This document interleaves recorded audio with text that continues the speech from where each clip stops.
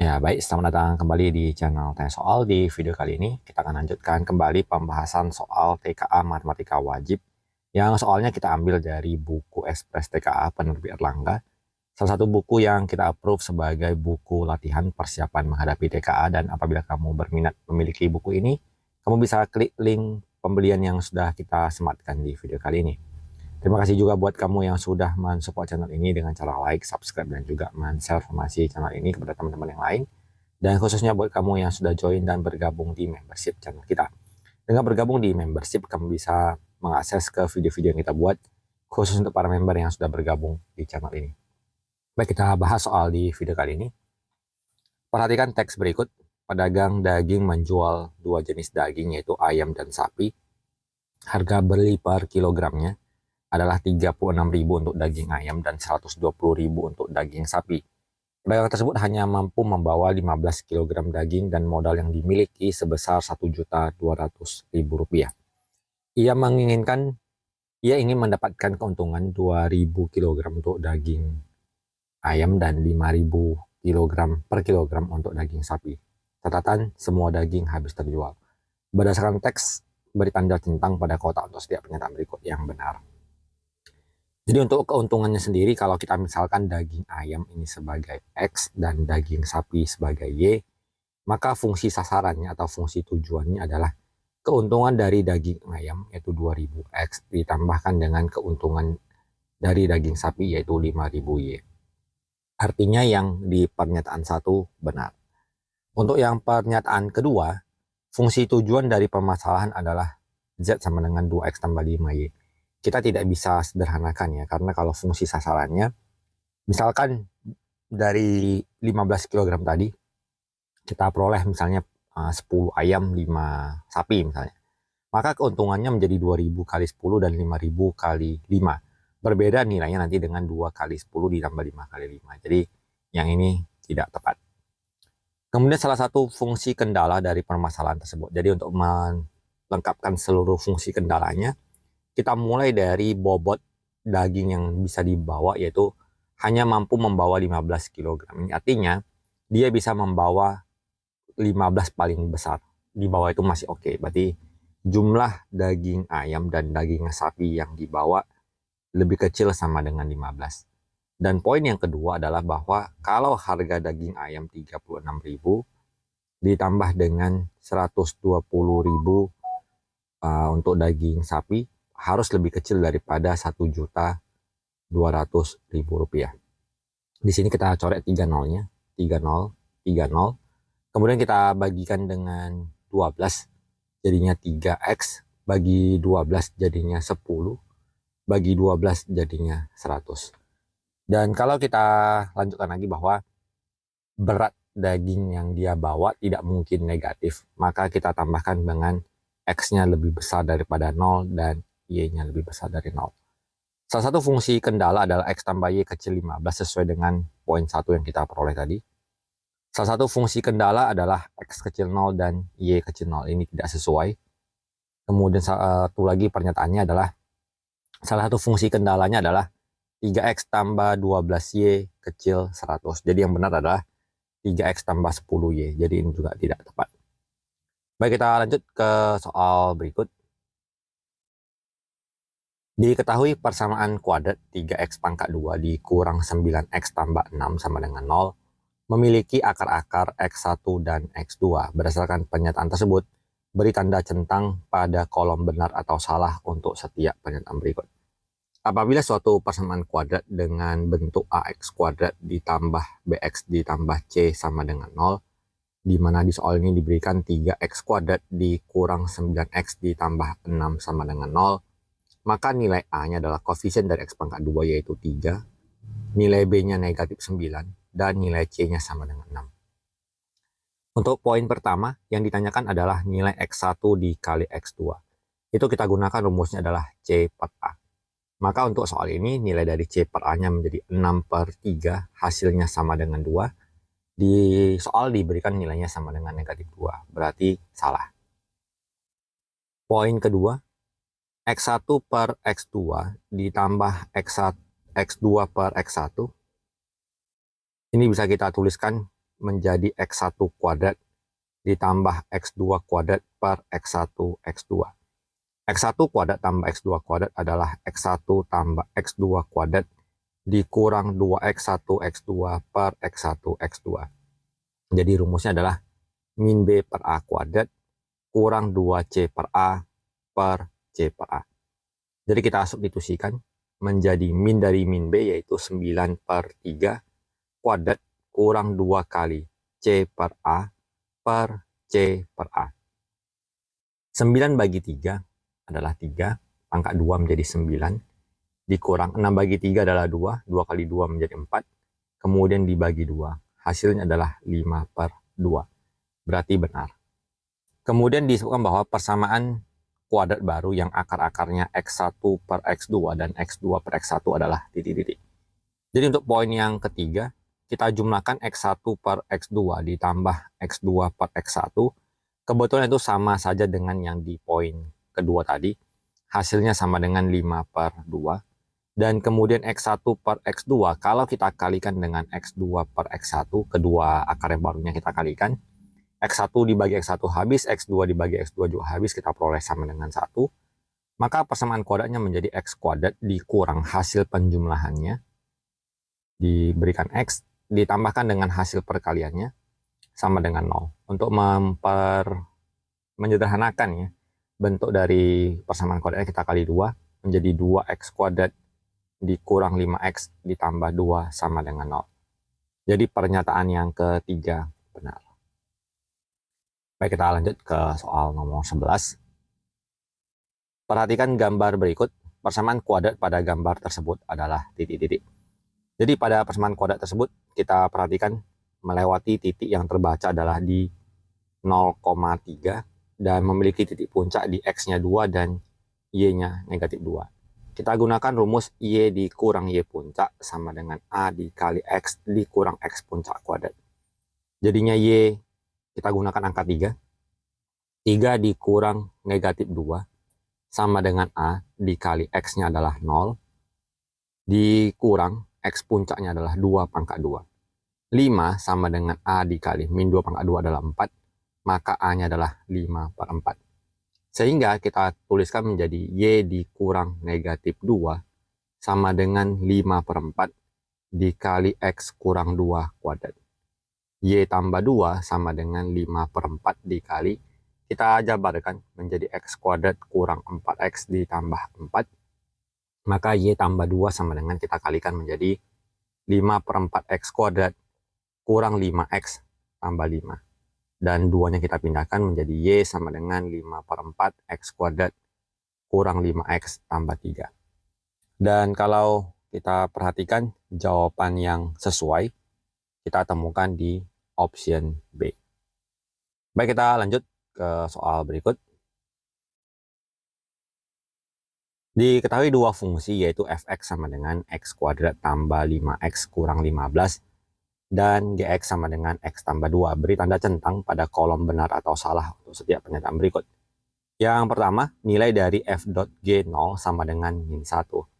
Kita mulai dari g0, berarti kita substitusikan ke mari. 0 ditambah 2, hasilnya 2. 2 ini kita lanjutkan ke f, kita tuliskan f2. Berarti 2 pangkat 2 ditambah 5 kali 2 kurang 15. 4 tambah 10 kurang 15, 14 kurang 15 hasilnya min 1, berarti benar.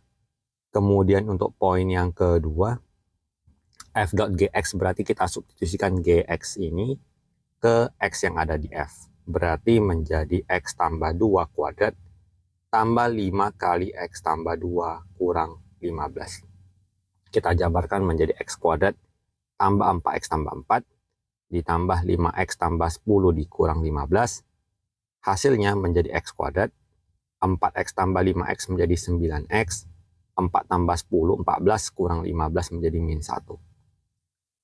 Jadi jawabannya salah. Kemudian untuk g.fx, berarti kebalikannya, kali ini kita mensubstitusikan fx-nya ini ke x yang ada di sini. Berarti menjadi x kuadrat tambah 5x kurang 15 ditambah 2. Hasilnya x kuadrat tambah 5x kurang 13. Juga salah. Kita lanjut ke soal berikut.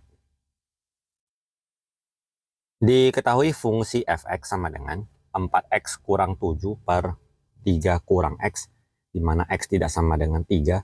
Jika inverse dari fx sama dengan f inverse x, maka nilai dari f inverse 0 adalah titik-titik. Biasanya dalam soal-soal yang berkaitan dengan nilai dari suatu inverse, secara teori kita akan mencari inverse-nya, kemudian kita substitusikan 0 ke fungsi inverse-nya. Tapi khusus untuk video kali ini kita akan ajari trik cepatnya. Untuk soal seperti ini kita gunakan 4x kurang 7 per 3 kurang x. Langsung kita buat sama dengannya sama dengan 0. Jadi 4x kurang 7 sama dengan, kalau dikali 0 tetap hasilnya 0, maka 4x sama dengan 7, x-nya 7 per 4. Jadi langsung kita peroleh jawabannya di option E. Kita lanjut ke soal berikutnya. Diketahui titik B, min 4,2 mengalami dua transformasi berurutan. Pertama dicerminkan terhadap garis Y sama dengan min X, lalu dilanjutkan dengan translasi 3 min 5. Bayangan titik B adalah titik-titik. Ketika titik B di awal, negatif 4,2, dicerminkan pada Y sama dengan negatif X. Ini berarti Y-nya kita kali negatif, dari 2 dikali negatif menjadi negatif 2, kita jadikan sebagai X. X-nya kita kali negatif, negatif 4 dikali negatif menjadi positif 4, kita jadikan sebagai Y. Kemudian hasilnya ini kita lanjutkan dengan translasi 3 min 5. Artinya bagian atas kita tambahkan dengan bagian atas, jadi min 2 ditambah 3, hasilnya 1. Bagian bawah ditambahkan dengan bagian bawah, 4 tambah min 5, hasilnya min 1. Jadi jawabannya adalah di 1, min 1. Jawabannya di option D. Kita lanjut ke soal berikut. Titik C, 2 min 3 mengalami dua transformasi berurutan, yaitu rotasi 180 derajat dengan pusat 0,0, kemudian dilanjutkan dengan pencerminan terhadap garis Y sama dengan X. Beri tanda centang untuk setiap kotak yang penyertaannya benar ya. Jadi kalau kita tuliskan, untuk yang pertama, untuk rotasi, kita tuliskan X aksen, Y aksen, sama dengan cos, karena sudah 180, cos 180 min sin 180, sin 180, cos 180, dikalikan dengan titik awalnya, 2 min 3. Nilai dari cosinus 180 adalah min 1, nilai dari sin 180 adalah 0. Jadi kita tuliskan min 1, 0, 0, min 1, dikali 2, min 3. Min 1 kali 2 ditambah 0 kali min 3, hasilnya min 2. 0 kali 2 ditambah min 1 kali min 3, hasilnya 3. Kemudian poin yang kedua, titik min 2,3 direfleksikan oleh Y sama dengan X. Ini artinya nilai Y langsung kita jadikan sebagai X, nilai X kita jadikan sebagai nilai Y. Pernyataan pertama, bayangan titik C setelah rotasi, ini jawabannya adalah min 2,3, berarti benar. Bayangan titik C setelah pencerminan adalah 3, min 2, ini sesuai dengan hasil akhirnya. Koordinat bayangan akhir titik C adalah 32, ini salah. Transformasi rotasi 180 derajat mengubah tanda kedua koordinat. Jadi kalau kita perhatikan ternyata benar ya, dari 2 menjadi min 2, min 3 menjadi 3. Ini berarti benar. Pencerminan terhadap garis Y sama dengan X mengubah koordinat XY menjadi min Y min X, ini salah.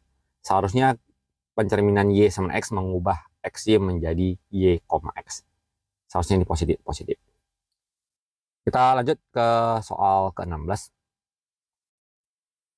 Perhatikan gambar berikut. Jika diketahui besar sudut A, di sini 5 alfa kurang Q, dan besar sudut H, 3 alfa tambah P. Tentukan besar dari sudut G. Apakah persamaan 1 dan 2 berikut cukup untuk menjawab pertanyaan berikut? Yang pertama adalah alfanya sama dengan 30, dan kemudian P tambah Q sama dengan negatif 60. Kalau kita perhatikan adalah bahwa hubungan yang kita dapatkan dari sudut A dan sudut H adalah kedua sudut ini memiliki nilai yang sama besar. Jadi 5 alfa dikurang Q nilainya sama dengan 3 alfa ditambah P. Apabila kita pindah ruaskan 5 alfa dikurang 3 alfa menjadi P ditambah Q, berarti 2 alfa sama dengan P tambah Q. Pernyataan pertama mengatakan bahwa alfa sama dengan 30. Berarti kita peroleh 60 dari 2 kali 30, 60 sama dengan P tambah Q. Artinya kita belum juga bisa mendapatkan berapa sih persisnya si P dan si Q-nya gitu kan. Kita lanjutkan ke pernyataan kedua bahwa P tambah Q sama dengan minus 60. Sama juga keadaan kedua, cuma dapat suatu hubungan bahwa P tambah Q sama dengan minus 60. Maka kedua persamaan ini belum bisa mendapatkan sebuah solusi. Kita gabungkan bahwa P tambah Q sama dengan 60. P tambah Q sama dengan minus 60. Ini kalau kita eliminasi hilang semua. Jadi tidak ada solusinya. Maka dengan demikian kita simpulkan bahwa baik pernyataan 1 ataupun 2 tidak bisa digunakan untuk menjawab berapa nilai dari sudut G. Jadi kita pilih jawabannya di option A. Kita lanjut ke soal 17. Adi membuat topi dari bahan kertas yang berbentuk kerucut dengan jari-jari alas 7 cm dan tinggi 24 cm. Beri tanda centang pada kotak untuk setiap pernyataan berikut yang benar. Jawaban dapat lebih dari 1. Dan di sini kita perhatikan membuat topi berbentuk kerucut. Jadi kita gambarkan kurang lebih berbentuk seperti ini. Dengan jari-jari katanya sama dengan 7 dan tingginya sama dengan 24. Volume udara di dalam topi. Volume rumus adalah sepertiga dikali Pi kali R kuadrat dikali T. Maka kita hitung nilainya. Sepertiga kali 22 per 7 dikali 7 kuadrat dikalikan dengan 24. Kita peroleh 1232. Jawabannya dalam bentuk sentimeter kubik. Apabila kita ubah ke liter dibagi 1000 menjadi 1,232 liter, berarti jawabannya benar. Untuk poin kedua, garis pelukis S nilainya sama dengan akar dari R kuadrat ditambahkan dengan T kuadrat. Berarti 7 pangkat 2, 49. Kemudian 24 kuadrat, 576. Jadi kalau kita jumlahkan, kita peroleh menjadi akar dari 625. Berarti di sini salah. Kemudian luas bahan kertas yang dibutuhkan, berarti luas selimutnya. Kita gunakan PRS, jadi 22 per 7 dikali 7 dikali nilai S ini sebenarnya sama dengan 25. 7-nya habis, jadi 22 dikali 25, kita peroleh luas bahannya 550 cm kuadrat. Jawabannya benar. Kemudian diameter topi. Karena jari-jarinya 7, maka diameternya adalah 2 kali 7, nilainya 14. Tidak tepat. Kemudian jika Andi memiliki 2 lembar kertas, masing-masing berukuran 20 kali 30, sudah cukup untuk membuat topi tersebut.